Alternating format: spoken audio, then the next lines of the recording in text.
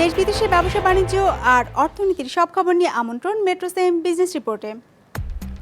অষ্টম পঞ্চবার্ষিক পরিকল্পনায় মূল লক্ষ্য দারিদ্র্য বিমোচন, অর্থনীতি পুনরুদ্ধারে কর্মসংস্থানে জোর। প্রাথমিক ডিজিটাল সেবা পৌঁছায়নি 4/3 গ্রামীণ পরিবারে, পিছিয়ে মোবাইল ফোন সেবা ব্যবহারও। মাসের ব্যবধানে দেশি পেঁয়াজের দাম বেড়েছে 53 ভাগ, বাজার নিয়ন্ত্রণে টিসিবি ট্রাক সেল শুরু। এমন সব খবর নিয়ে আমাদের আজকের আয়োজন। দারিদ্র্য বিমোচনের লক্ষ্যকে সামনে রেখে সাজানো হচ্ছে অষ্টম পঞ্চবার্ষিক পরিকল্পনা। সেই সঙ্গে করোনার ধাক্কা সামলে অর্থনীতিকে পুনরুদ্ধারে কর্মসংস্থান সৃষ্টিতেও বাড়তি জোর দেওয়া হবে এই সময়ে। এরই মধ্যে এ সংক্রান্ত খসড়া সংশ্লিষ্ট সব মন্ত্রণালয় ও বিভাগে পাঠিয়েছে পরিকল্পনা কমিশন। সৌরভ রহমানের রিপোর্ট। বছরের শুরুতেও দেশের দরিদ্র মানুষ ছিল 3.25 কোটির মতো, যা এখন অন্তত 5 কোটিতে পৌঁছে গেছে।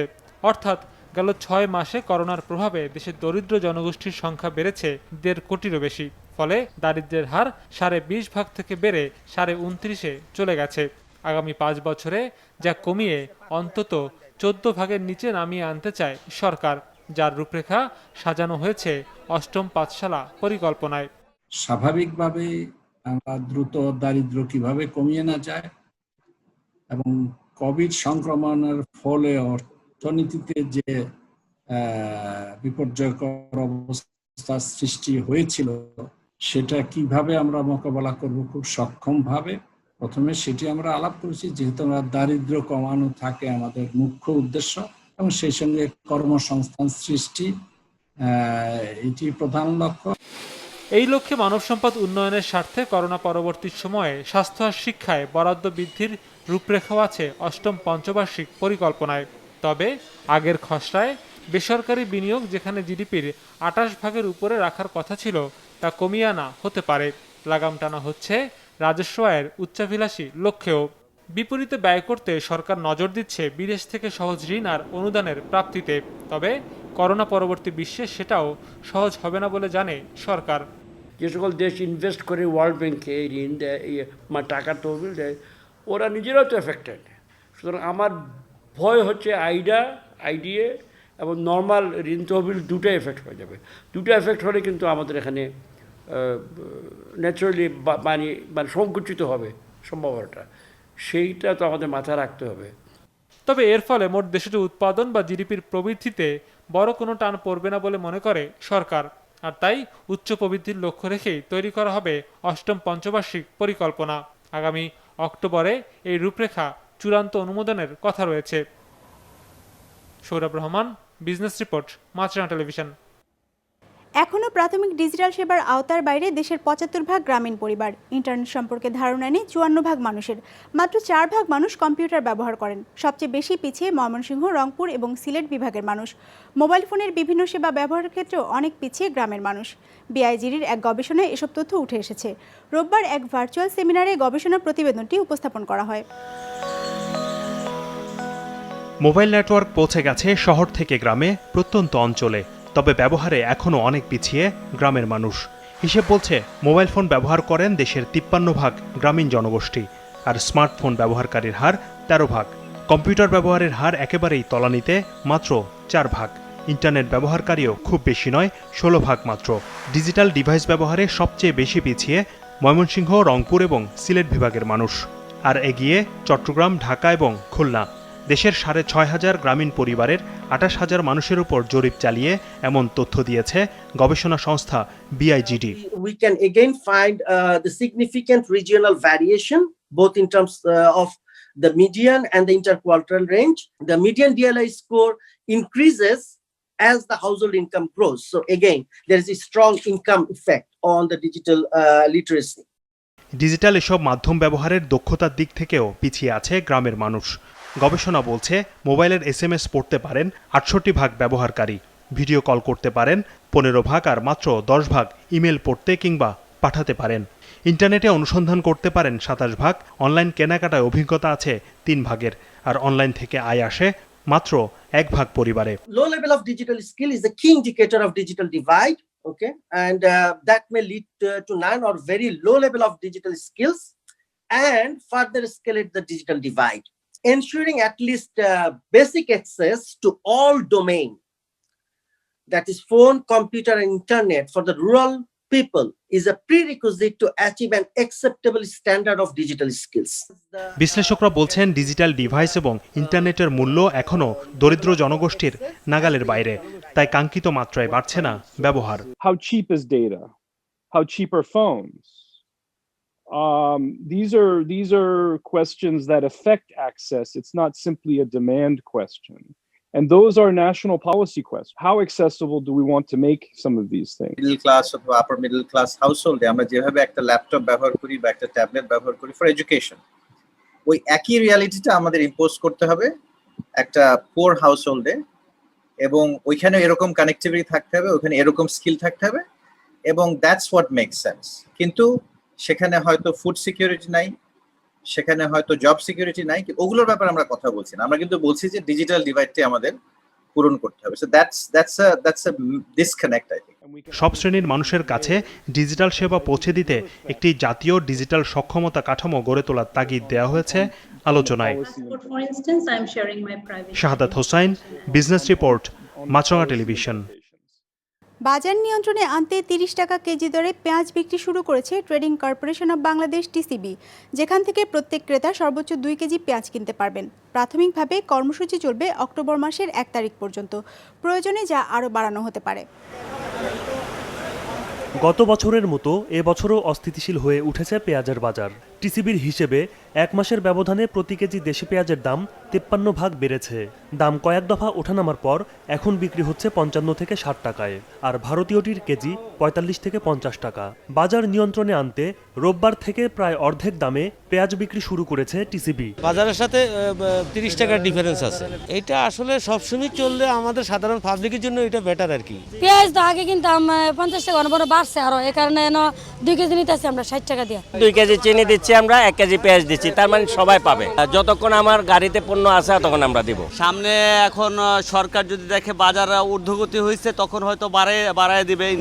রাজধানীতে দৈনিক 40টি পয়েন্টে স্বল্প মূল্যে পেঁয়াজ বিক্রি করবে টিসিবি।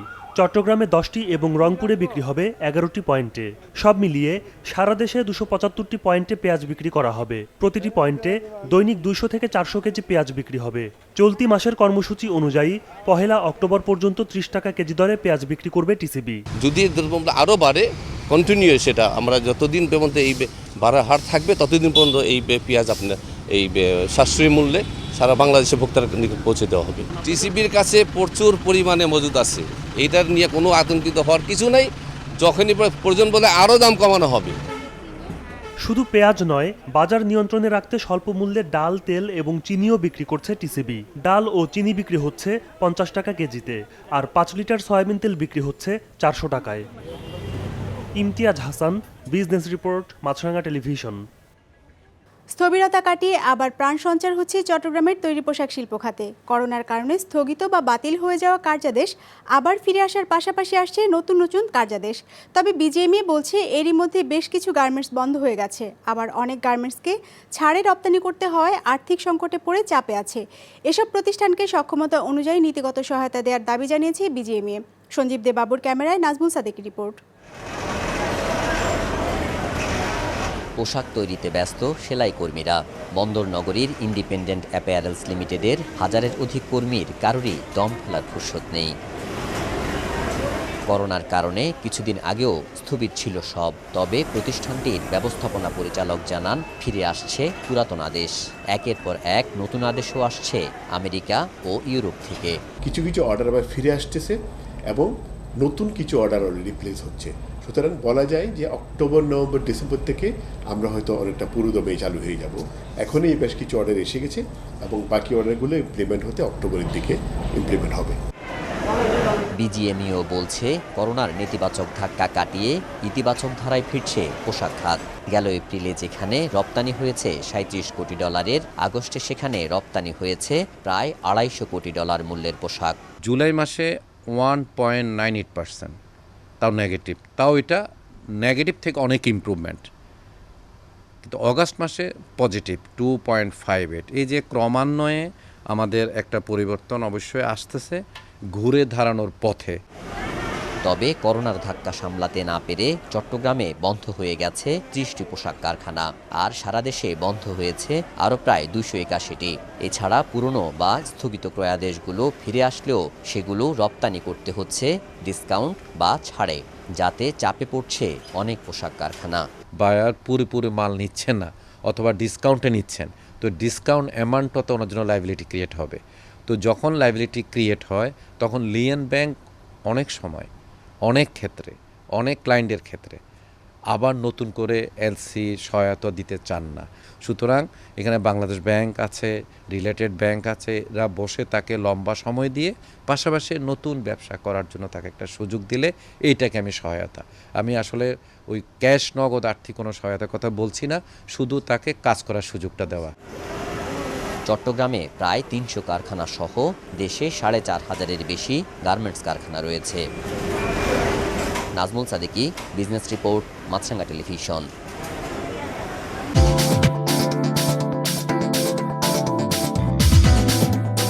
সপ্তাহের প্রথম কার্যদিবস ইতিবাচকভাবে শেষ করেছে ঢাকা স্টক এক্সচেঞ্জ। সার্বিক সূচক DSX 82 পয়েন্ট বেড়ে দাঁড়িয়েছে 5094-তে। বেচাকেনা হয়েছে 1329 কোটি টাকার। লেনদেনে অংশ নেওয়া শেয়ার ও মিউচুয়াল ফান্ডের মধ্যে দর বেড়েছে 226টির, কমেছে 106টির, আর অপরিবর্তিত রয়েছে 25টির দর। এবার বাজার নিয়ে বিশ্লেষণ শুনবো ব্র্যাকিপেল স্টক ব্রোকারেজের। আজকে মার্কেটে সবকটি ইন্ডেক্সই পজিটিভ মুভমেন্টের মধ্যে শেষ হয়েছে। আমি যদি কারণগুলোর দিকে তাকাতে যাই তাহলে দেখতে পারি যে আজকে লার্জ ক্যাপ সেক্টরগুলির মধ্যে ব্যাংক সেক্টর সবচেয়ে বেশি মুভ করেছে। ব্যাংক সেক্টর আছে 4% ইনক্রিজ করায় এবং ব্যাংক সেক্টর মার্কেটের সেকেন্ড লার্জেস্ট সেক্টর হওয়ায় এটির একটি প্রভাব আজকে মার্কেটে পড়েছে।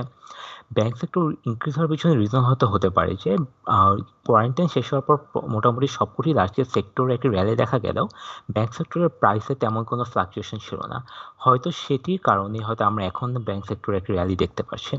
এবং এছাড়াও আজকে মার্কেটের টার্নওভার হয়েছে প্রায় 1300 কোটি টাকার মতো, এবং এখানে সবচেয়ে বেশি টার্নওভার হয়েছে বেসিমকো ফার্মাসিউটিক্যালসের।